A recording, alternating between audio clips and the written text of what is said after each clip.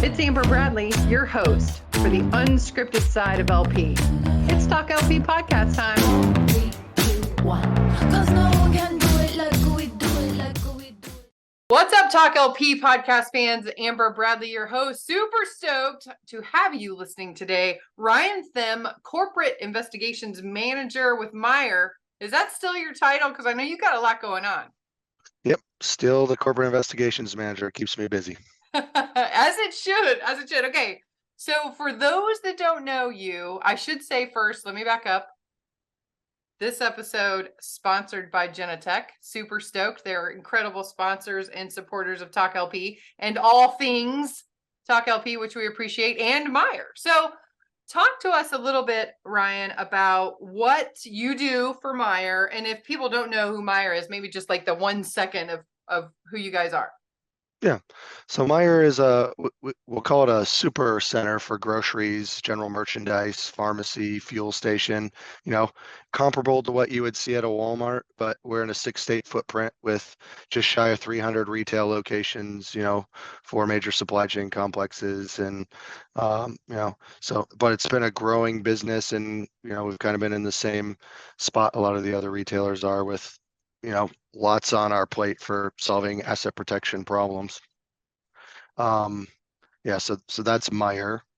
My position, Corporate Investigations Manager, focuses mostly on investigations, but I kind of came up through operations, and I've always been a technology buff, so I've been lucky enough to get to lean in and have lots of involvement with our technology integration, and camera management system's a big piece of that, on how Meijer leverages Genetech and how we can try to connect a lot of the different disconnected technologies out there that are helping us solve our problems in the here and now.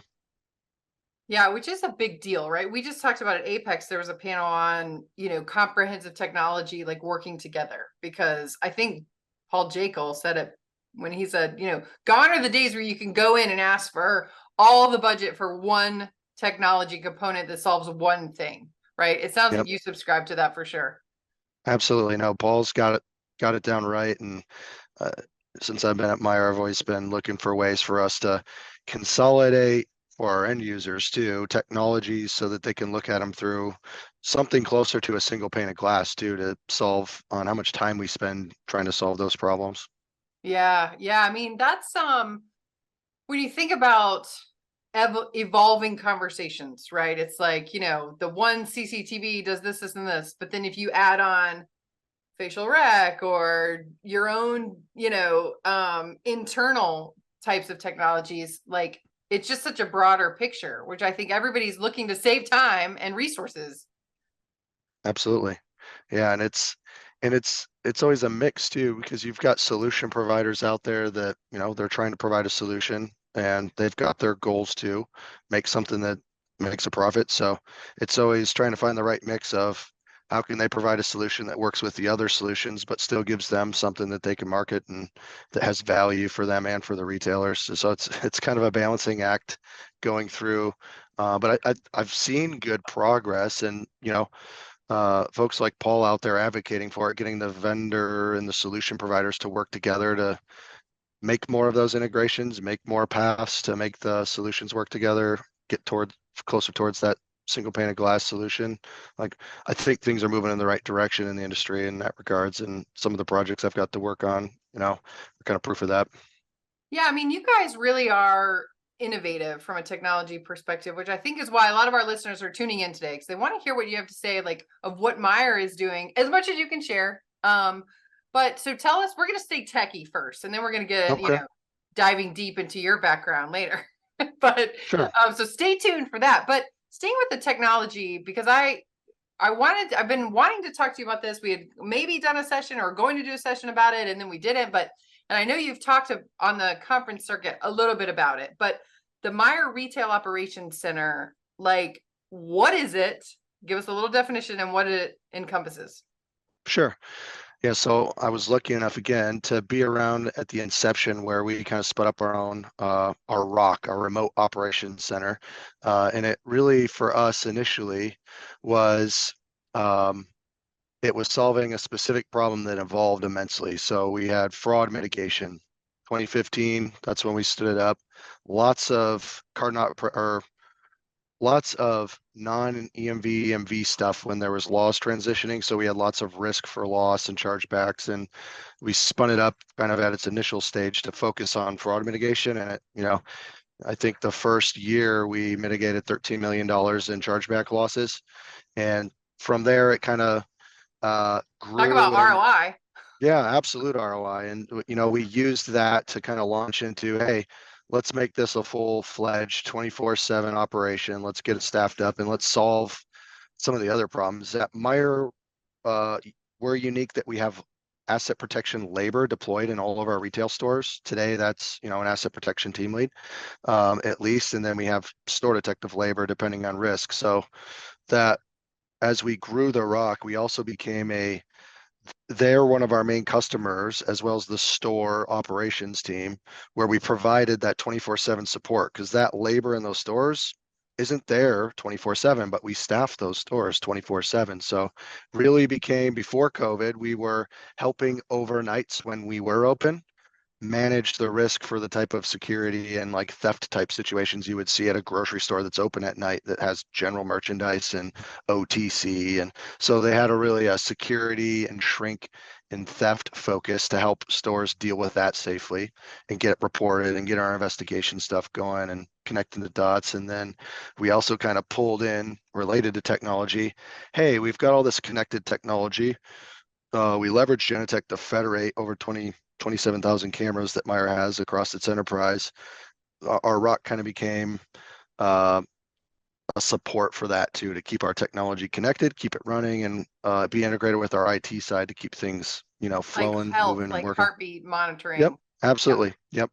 Support and maintenance for our AP technology, they kind of took on as well. And so kind of grew into basically 5 buckets of things they were doing and are still doing today, and provide support for risk awareness around, hey, there's tornadoes, or hey, there's civil unrest, or um, also critical communication out to those leaders in the field that need to know if, hey, the police just showed up for this, or you had a medical emergency on that, or hey, there was some other critical incident, a shooting.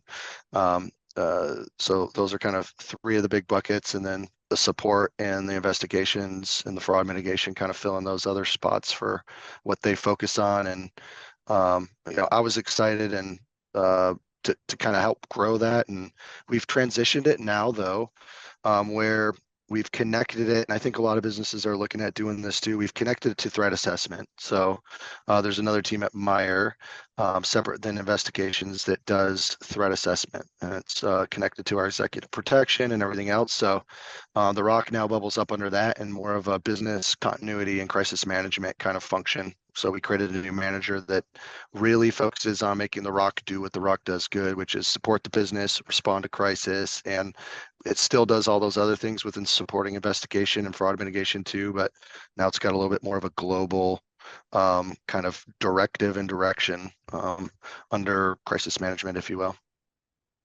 This sounds like one of those things where you're like, okay, as a business, right? I'm speaking for the business right now. No accent. I'll just do it straight. But if Meyer's thinking like we should have one of these internal ROCs, right? And maybe they'll do these 2 things. And it sounds like after you guys got it going, it's like, wait, but they can also do this. And now they're really good at this. And now they're doing this. Like, is that how it was? Because I know Meijer is on the smaller end of organizations that would have their own internal system like this, right? Or no? Well, we've got some other peers. I don't want to call any of them out by name, but there's some other partner retailers we have that are similar sized, similar number of stores, that we kind of strategically partner with, because maybe we're in the same buying groups, or we're strategically we're the same size, maybe in different regions where we don't compete. But there are some other ones where they have some similar operation centers, but I think each of them had different focuses. We actually just had one of them up here visiting our corporate office and checking out our remote operations center again, because they're looking at kind of updating how they look at it. But it's I think if you go back probably more than 5 years or around 5 years ago, yeah, we were probably on the smaller side that were focused on the things we were focused on Mhm. and not, and ours does not do alarm monitoring. That's one of the things that a lot of folks that have spun up their rocks do take on, and that's a pretty time consuming and big piece. But we've always had that farmed out, and we're connected to the alarm monitoring because it's a security piece, and from Mhm. the fire side, it's a health and fire and safety piece too. But you know, we still we still get a lot of benefit from letting the third party manage that and us just having the visibility to it. But I That's interesting because it seems like that kind of thing would be kind of all encompassing. It's almost like they're only doing that because that's like insane to manage. It sounds like you guys are obviously seeing all this value in what you've given this rock to manage that's absolutely. outside of that. Yeah. No, and you kind of hit on it before.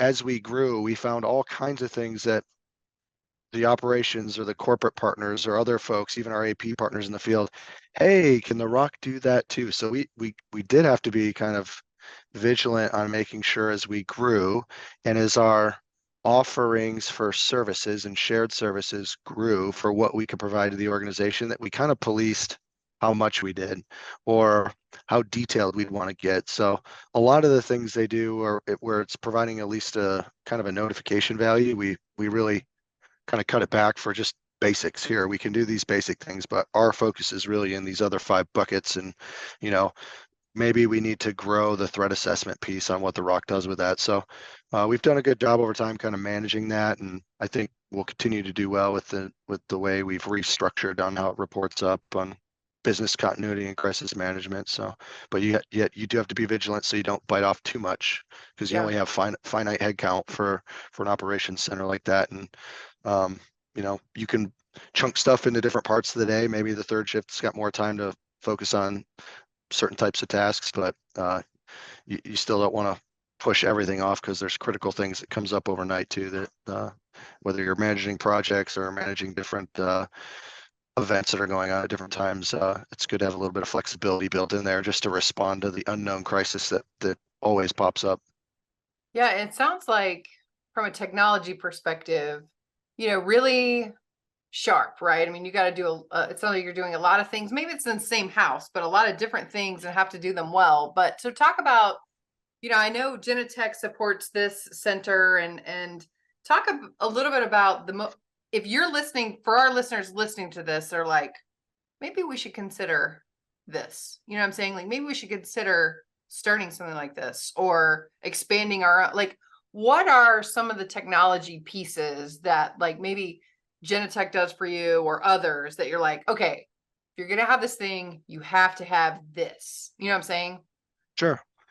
Yeah, for us, um, cameras is an important part of most of the work we do. So if we have an event going on, whether a store's calling us and telling us there's 20 police cars in the parking lot, we don't know what happened, but something's happening. First thing we're going to do is want to pull up those parking lot cameras and start assessing what's going on now, what happened before. So cameras were a really important part, whether we're investigating fraud, mitigating fraud, helping a store safely respond to someone loading up 6 TVs on an L cart or in a shopping cart that we can make pretty safe assumptions either will or will not be paid for. Like those all involve us having situational awareness. So the cameras were the center where we started. And so yeah, the camera management system, you called it out, Genetech sponsored this. We've leveraged them from, yep, from a, we've been a long-standing partners with theirs, and have done a number of integrations. Kind of initially was geared at the store. How do we want the stores to function on this camera management system was initially how do we rolled it out. But as we built the rock, it became more of how can what we purchase for the store be used at kind of a corporate federation level, so that we can see everything and make everything flow and easy access for quick access, for compliance, for the ability to quickly investigate and communicate information quickly that's accurate. So infrastructure for how our cameras were set up was really important. As we built the rock, we had to define how we wanted to have things prototypically designed from a new store, from new formats. Meijer's stood up a couple of new formats over the last few years. We have a very urban market format that's kind of small and usually near your downtowns. Then we have a new grocery format that's more like, you could compare it to a Kroger that's mostly grocery food offerings, and maybe a small OTC HBC area. And really just figure out what we wanted to do prototypically for those for camera coverage. We also early on in our ROC journey decided we wanted to try to get some of the alarm stuff integrated with the cameras. So we have an alarm system that integrates with Genetec as well. So we get the signals. If someone pushes out a fire exit, that camera nearest that's going to pop up. It's going to tell us that the alarm's triggered on that fire door. If someone pushes a hold up alarm at our cash office or in our service desk, it's popping that up in real time. So even though we still have our third party monitoring that's dispatching the police on the hold up situation, or if we have a gas station armed overnight and that alarm's going off, like we still have the third party alarm that's dispatching police while we can focus on our team members, which are the most important things. Hey, what's going on with this hold up alarm? Let's start getting intel now if police are on their way. Or if it's a false alarm, let's assess that quickly and let our third party alarm monitoring know to cancel police. So it allowed us to kind of Berg integration, I call it, is really allowed us to kind of get faster and more efficient at being able to respond to those different types of signals. And then the other thing we also are doing is access control. And we also have some point of sale integration. So point of sales really was set up for the stores so they can see transactions in real time or look them up and not have to kind of look back and forth between two different systems. They kind of look at that there. So that's kind of big picture. We really thought, how can we use it? How can it make it us faster? And how can we really get the full value out of some of those offerings to connect these things towards that single pane of glass, if you will? It's interesting as you were describing this, I was thinking like if I worked at Meijer, I'd be like, I would feel so supported. You know what I mean? Like if something happened and you guys are right on the phone to this store, you would feel like, man, they got our backs down here. Like we're out here, I mean, gone are the days where there's no like 100% safe job. You know what I'm saying? So Yeah. have you heard that as a byproduct of this, that maybe, in the times where labor is tight, it matters that people want to go work somewhere they feel safe? And I don't know, I was just thinking like, I wonder if you guys have heard that, like anecdotally. Absolutely. It's probably one of the biggest proud papa moments when you do hear that. And even our ROC coordinators, the position that staffs that 24/7 operations center, as a manager, I'd often be sitting in there when something hit the fan, but these guys are in there when it starts. And, I think Paul had talked a little bit about this at one of the conferences, but, we had that Oxford school shooting. And so we had a coordinator when the first students started showing up at our store that stayed on the phone with our store director there for I think over 3 hours. And the feedback we got from that store director was, I couldn't have done it without Jake. Like Jake was there giving us answers, connected to kind of a war room we'd spun up where your crisis management teams asking questions as the inputs come in and giving feedback as those questions are being asked at the store level, like, what do we do? And so he was so appreciative of that.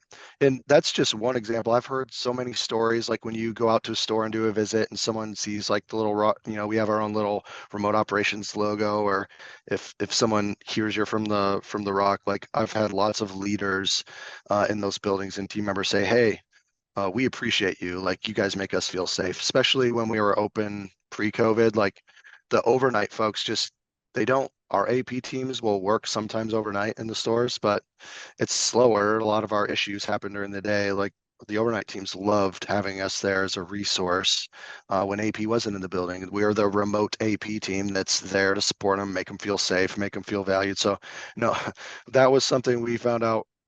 Our intention was to provide that support, but the teams were receiving it and they were valuing it. So that definitely prop up a moment when you're hearing that something you helped set up was having the effect that it intended. So we very much get that feedback from time to time.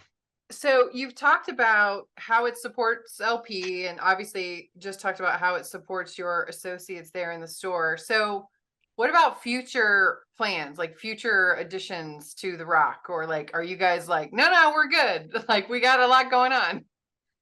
No, we've always looked at, we've talked about alarm monitoring a couple times. Alarm monitoring's always been on the table for, hey, is there a point where we add on to this? Maybe not as the same function today, but where we bring alarm monitoring in-house. It's always something that retailers look at. And Yeah. like I said, some of those other partners, we're actually a part of a group of folks that have socks, rocks, bricks, whatever they're calling them.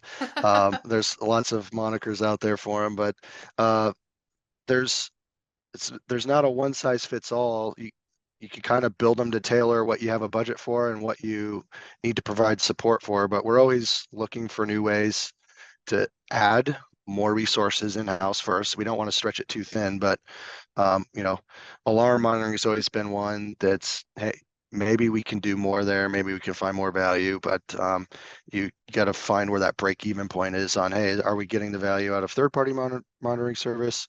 Do we keep it hybrid? So we're always evaluating that and, always looking. That would probably be one of the major changes if we ever did make one, would be to add that on or to modify it somehow. But other than that, it's always how can we be better at the crisis management piece, and how can we be better at using technology for some of the threat assessment stuff that flows through the ROC as kind of the Intel communication hub too. So I'm going to get out of my depth here and the whole techie part, but I got to ask this question just because it seemed, I know a little bit, just enough to be dangerous when it comes to technology, but,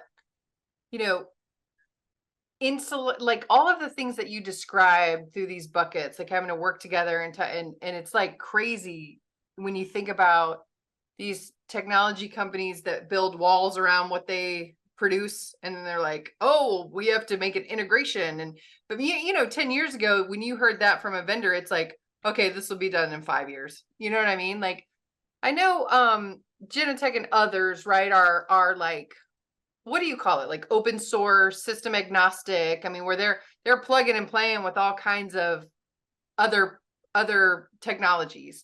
Like obviously, and I know I'm stepping back a little bit, but I was just thinking about this, when you're thinking about, POS integration, and I was just thinking like, I need to come visit because I want to see this thing in action. It's got to be crazy how to get things to talk.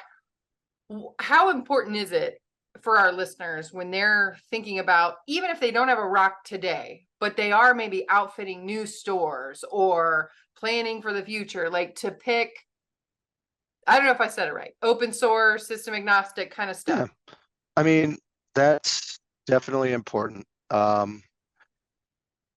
Genetech has been very open to work with folks and different solution providers. We are looking at a bunch of stuff right now on how to connect different front end controls with that. Maybe try to connect EAS technology with our camera system so we can get input data on that kind of at the same fingertips we'd have point of sale data.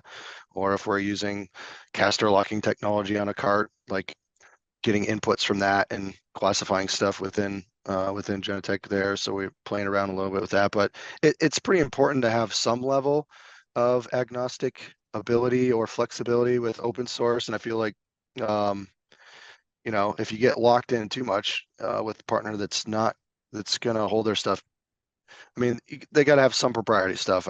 Everyone gets that. Nothing's going to be totally open source, but it is kind of important, like to find where they can safely share stuff so that you can get values of the information passing through those different systems. And it's kind of finding a balance. You can't have one solution provider like ingest everything. I don't think anyone envisions a world where that will happen, but Yeah. it's finding kind of a happy balance where you can have APIs or other ways to create plugins or integrations where you can add value, simplify, and kind of just make things easier for end users and make things easier to achieve the solutions you're looking for and not have to soak up more labor to leverage them. It's almost like an attitude too, right? Yeah, no, Of the absolutely. vendor. Yeah. Okay. Obviously we got into this and I didn't know where it was going, but I love talking to you because you're like easily explaining this stuff. Now we have to talk about, and I don't even know if you're gonna have an answer to this, right? But AI, right? I'm already tired of hearing the AI words, but because it's like all the rage. And Ryan, I think we have at least another like conference cycle of hearing about AI. I Oh mean, at yeah. least several hundred maybe conferences on this. But I don't know if you can talk about it because I'm sure at this point it's kind of competitive advantage for people who even know what the hell this is. But is there anything you guys got going on that you're like, Mom, maybe it's this. This could be cool that you could share publicly? Well, I know we've always, we've been out listening and investigating at conferences, anything about AI for the last, at least the last 3 or 4 years of my life. I've been seeking out, looking at it. We've been testing some stuff. Um, but what I have noticed in the last couple of years internally at Meijer, we've got lots of other departments, business areas that are looking at it too. So over the last probably 12 months, I've had about every business um, area at Meijer reach out asking about how we can leverage our cameras. Camera video AI is I mean, there's AI that can focus just on our data, and we got loads and loads of data as retailers, but there's been lots of things out there talking about how you can get value out of video AI over video. And so lots of the business areas are like, hey, we got a AI vendor telling us we can get business insights out of using your cameras and we don't have to change anything. And it's like, so for Uh, just about every business area has reached out. Paul's been very active. Like we've spun up committees. We've started defining what AI is at Meijer. And it's something we know that is going to continue to innovate, get more efficient, and actually provide more return on investment as we understand it better, as the AI industry who's selling any AI products like learns how to market their products better or provide better solutions that are responsive to each of the areas. Like, you know, I think I've been involved in enough projects to know that you're not just going to go in and plug in and say that AI is going to solve this and it's going to do it perfectly. Like there's gotta be a level of experimentation, make sure you gotta adapt it to your environment. A retail environment is not a very easy place to go and plug in a solution because you got all kinds of environmental noise. You think about your cameras, shiny floors versus not shiny floors, time of day, glare, volume of customers, size of building. Like there's all kinds of infrastructure things too. So it's going to be an interesting journey to kind of see where we end up in the AI paths that we're taking. But I've seen lots of very positive things without getting too much in details, like happen even over the last, I'd say 3 to 6 months internally, where folks are getting really organized. We're defining things. We're creating committees. So there's a lot of positive force and movement behind it. I think we'll be able to solve more problems, make ourselves more efficient. And I mean, we've been talking about AI in the industry for years. I think it's got to the point now where there's probably been some breakthroughs to make things more efficient and to solve those problems more accurately. I think there was a lot of concerns with accuracy early on when someone would call something AI. Is it really AI? What type of AI is it? yeah. But I'm excited. Some of the things I've seen look like they're pretty innovative, and just figuring out, as a retailer, can I afford it? Is it going to be economical and provide a return on investment? And, you know, can I manage what it's going to tell me and make that valuable to the organization, whether it's improving service, whether it's improving our knowledge of how our customers move around the building, or whether it's getting better insights on what our security threats are in the building too. So, I mean, all of those things are being assessed. Like, hey, how do I keep product on the shelf too? Is that something AI can tell me? Those are all things being evaluated that I think AI has some definite value to bring us in the near future. Well, it'll be exciting to see too, like this evolution of those that are claiming that they can do what we need it to on the AI front, but it's like vaporware. Like you remember those companies back in the day that are like, oh no, it can take your POS data and your HACCP controls and all of this into one ball and then alert on it. And you're like, no, you can't. You know what I mean? Like Yeah. we're gonna cycle through those vaporware vendors, which I think will be interesting to see. Yeah, But there'll be some of that. It depends on what problem someone tells you they can solve, and if you've actually deployed it in the environment. If you've deployed it in the environment and your AI has learned it and it's like over 80% accurate, you're at least in a place where maybe there's ROI. Like where you're really game changers if you get an AI out there in a retail environment that can be like over 90% accurate or close to 100% accurate. Like that's where you'll get game changer results right there. Well, that's worth listening to this podcast too. Just that one little nugget, because if you're, vetting out AI technologies and they don't have some kind of percentage of accuracy, that's going to be a problem. Yeah, Or you're at going to want least to, as high. you're going and I think a lot of them have learned through their journeys that false positives and noise is something to avoid. If AI is valuable, it's got to avoid those things. And so I've heard a lot of the messaging and the marketing campaigns talk about avoidance of noise and false positives. So, as long as that trend continues, I think we'll be in good shape. So we're wrapping up, but I did want to talk to you a little bit about your professional career, right? So how did Sure. you get, obviously the LP background story is not often unique on the fact that, I fell into it LP and then I decided to love it. But my question to you is more like, you're an interesting background because your investigations is super cool. Not often, you find somebody that has that type of passion, but then also really good at technology stuff, right? So curious, like on your road, and then we'll leave it there. But like how did you go? Like how did you mix that in your background, right? Where you're like, oh no, I'm super good at investigations, but also love the whole technology angle. Yeah, my journey to where I'm at now was somewhat unique. I did not go to college for a criminal justice major. I went to college for broadcasting and cinematic arts at good old Central Michigan University. And then while I was out west filming and producing shows related to that field, I started That's a part-time cool. job. Started a part-time job at Target as a protection specialist to earn some extra cash to play in the mountains out there. And I kind of got hooked. I've always been a technology buff, and I grew up working in retail, kind of in part-time gigs, so I was familiar with both. So, working at a Target full-time or part-time, then moving to full-time as on the security side.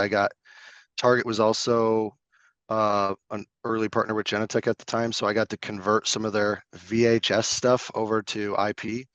Kind of work on a project to do that out there, and that kind of got me hooked a little bit back into the technology. I kind of grew up around my dad, who was in telecommunications, and exposed to a lot of computer stuff. So kind of brought those passions and knowledge and skills, eventually back to Michigan, where I kind of started at the bottom at Meijer and worked my way up through different investigative positions, and ended up here and just good at building relationships and sharing my passion. So I think, the powers that be helped develop me into, the leader I am today, and have kept me involved with some of those things I'm passionate about with technology and integration and helping solving those problems for the folks that really make us successful working in the stores. Well, that's really cool. Look, I appreciate you stepping into the Talk LP podcast hot seat. Thanks to Genetech for sponsoring this and finally getting you into this conversation, because I've heard it was really interesting. I think we have even more questions for you, but we're going to check back in with you on this whole AI situation, because we got to get the guy who knows that can explain it is the difference. Sounds good. Right? Yeah. Well, awesome. Well, I appreciate it, Ryan. And thanks for listening, everybody. Follow us at Let's Talk LP or LinkedIn, or download the app. TalkLPnews app is rocking. This podcast is on there. So, all right, guys, thanks so much. See ya. Cause, no one can do it like we do it, like we do it, like we do it. Cause no one can do it like we do it, like we do it, like we do it.